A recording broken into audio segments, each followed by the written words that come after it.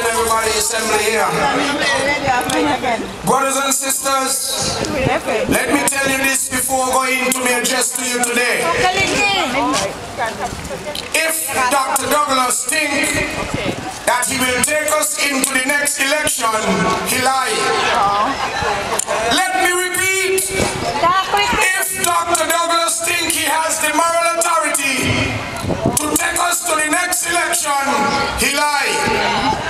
Brothers and sisters, Dr. Douglas does not have the moral authority anymore to run this country. And we must take it from him.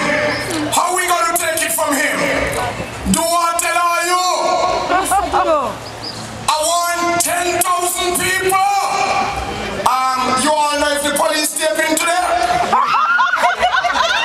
Anybody could tell me if the police step into there? Because they come for me last week, you know. I want to make sure they step in.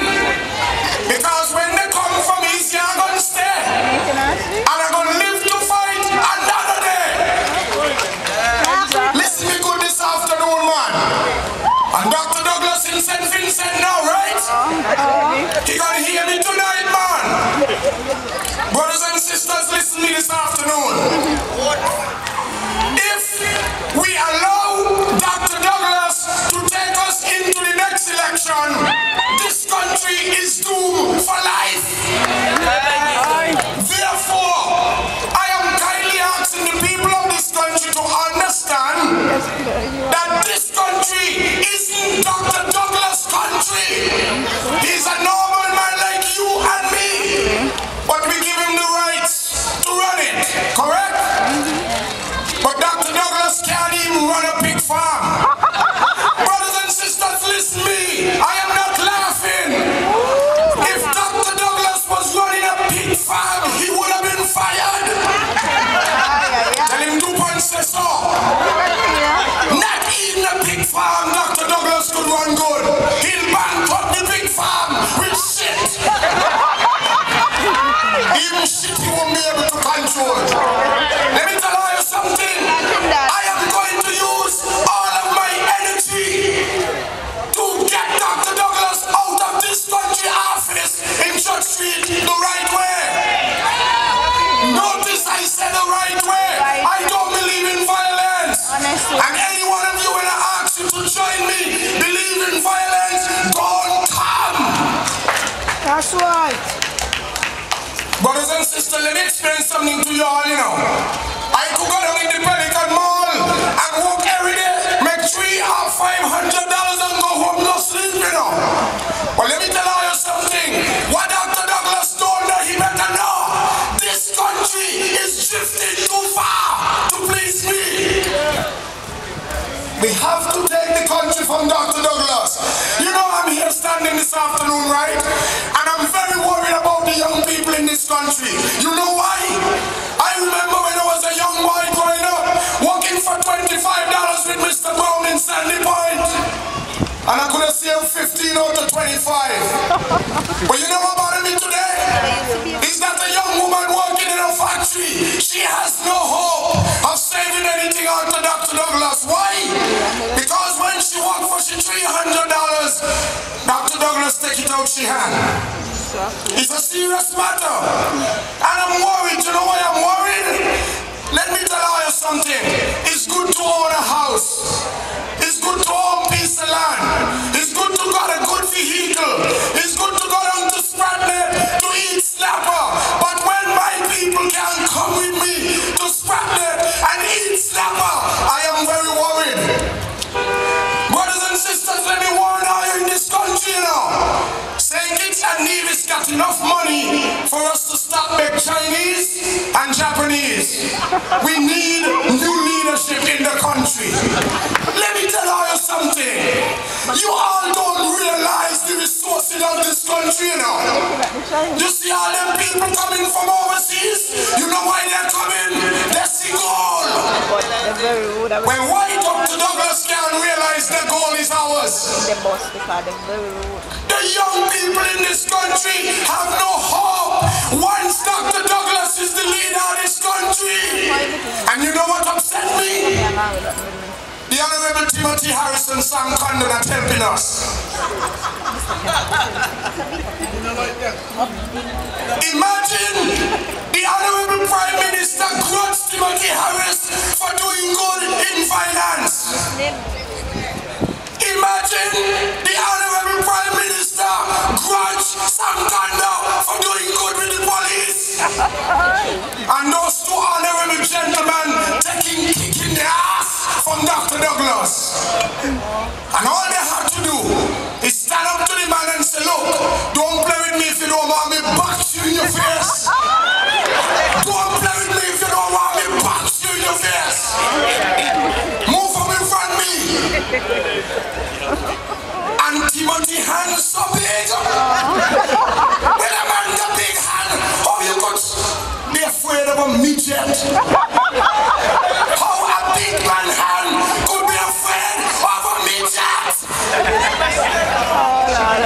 And of course that midget, which I'm making reference to, is the biggest lunatic in the country. Dr. Douglas. It used to be me, but now it changed. He gonna get his step today, no? He got a BlackBerry. He in St. Vincent. When he leave here, he might end up in Dubai. $29 more million. Understand me this afternoon that the young people in this country is right here. My goodness me, I see no hope. Brothers and sisters, be careful. If a country is moving on and there's no hope for the young people, what will happen to the leaders of tomorrow? Think about it. St. Kitts got some brilliant minds. Young people, great in their minds, computer and everything. Dr. Douglas would never give them a chance to excel in this life. When last you know a young man who had gone across to the bank over there and get a loan? Thank you, Richard. When last you tell me when a young man went over there to on Saturday morning? Nigel Carlton listen to DuPont today. Stop using Win FM just to win election. When you're done with your election to the most powerful station in the country, come back and give a count to the people. Nigel Carlton is a joker. A real joker. When Nigel Carlton gained power in this country, I call him to the office. A surprise he come. I said, Nigel, sit down. You're a nice boy. I love you. Time had 15 years. And I'm supporting Labour now. I want all you do a good job. Nigel, do not follow Dr. Douglas. Be a minister. But even though you're a minister, make sure your hand up and got your walls up. When I look Nigel, forget to be on the band. Nigel lost the balls then. Lord have mercy in this country. So, the White House over there got two ties. Two ties. Two errand boys. Boy, I like what Sean doing. Mickey Scarrett. One to class with Dwyer Stefan. What wrong with he? Dwyer Stefan is a man of class. And he really see it. He go in, they go abuse Sean and forget Sean from Sunny Point and all be more hotter than pepper sauce. Boy, let me tell you something, sit down. Nobody vote to you. Nobody vote to you, sit down. The speaker to tell him, Sean Richards. Wait, do we have a speaker?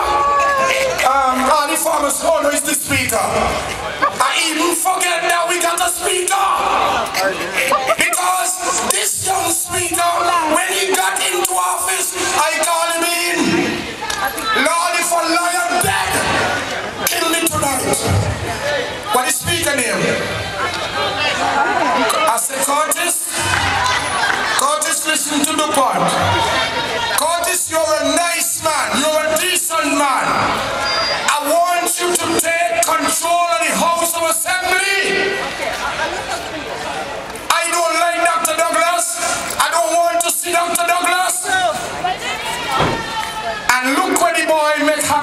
council assembly the other day. I hear Dr. Douglas telling him, Mr. Speaker, that ain't gonna happen in here. Why, let me tell you something.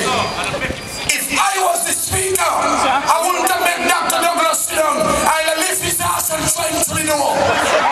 Myself, I'd have come around the chair and throw his ass to the door. Richard, I tell you what I would have done. So if you correcting me, thanks. Richard, tell me the right way. He'll have to get the sergeant of arms. Yeah, with you as a minister, and with all the views that abuse you, you was better than all of them put together. Ricky Skerritt really forward this boy, he won't touch the man there. Let me tell you something about why I asked the fan. Boy, I love the man there to death. Sorry if you exit me. When I was running the election, me and Dwyer abusing each other on opposite platform. Let me show you how human being supposed to get class, man. One morning my phone rang. Dupont, this is Dwyer Stefan. Where are you? Could have been 11:45. I said, Honorable, I'm downstairs in my store. He said, come to my office right now. You know what Dwyer do? Dwyer send nobody to lunch before he called me. And he put him down on the table. He tell me sit down. But before you sit down, go to the table and choose what lunch you want. I take up one, he take up the next one. You know why he do that? You know why he do that? Okay, I wouldn't tell you why he do that. But let me show you something. Dwyer tell me, DuPont, the rest money that you have, save it. Yeah. Don't go into the politics again. And I save $150,000. I am telling you about a man on the other side of me. Who could ever get me to hear the man there? We, collectively together, police, defense force, teachers, doctors, lawyers, we're going to plan a 10,000 people march in this country. We're going to do it good. We're going to tell the commissioner. And we're going to march to the street of Bastille so CNN could come, NBC could come, and all the other Caribbean radio and television stations could come. And we're going to ask Dr. Douglas, come out, brother. Enough is enough. You know, I look at a brilliant teacher over there by the guy in the purple shirt, and I wonder what's going through his mind.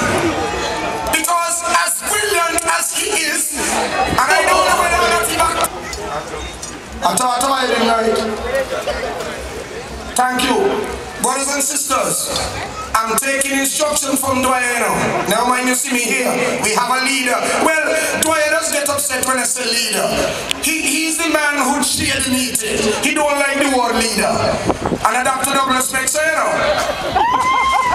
Folks, for evil to triumph, it takes good men and women to do nothing.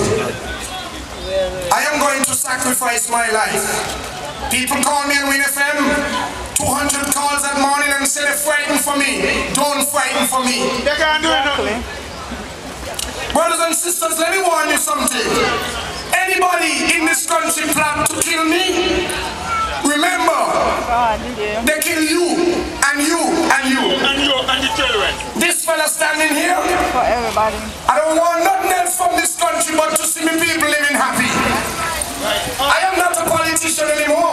I'm not running election to gain political office.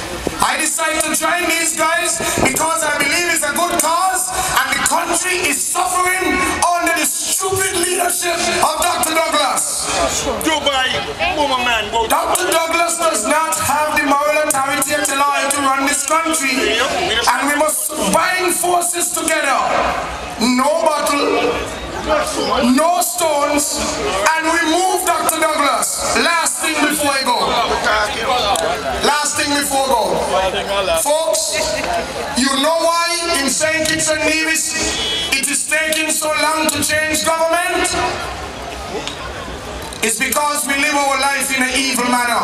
Let me tell you what I mean. It is not good that if one political party wins, you join in any meeting to keep down the man on the other side.